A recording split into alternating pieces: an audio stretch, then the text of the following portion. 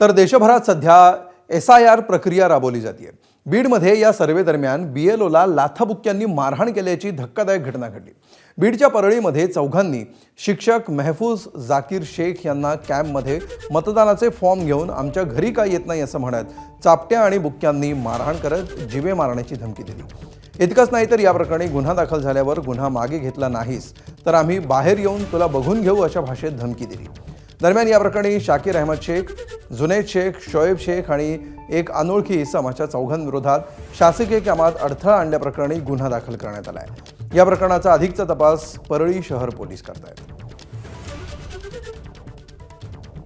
11:30 ते 12 दरम्यान तिथे काही लोक आले आणि मला फॉर्म का देत नाहीत म्हणून मला मारहाण केली, शिवीगाळ केली आणि मला जीवे मारण्याची धमकी दिली आणि म्हणाले की तू तू जर असं कंप्लेंट करा तर हम नोटिस देते को नोटीसवर सुटून तुम्हाला नंतर बघीन म्हणून म्हणले मला। आता ते म्हणतात की तुला नंतर मी सुटून आल्यावर नोटीसवर सुटून आल्यावर तुला बघून घेईन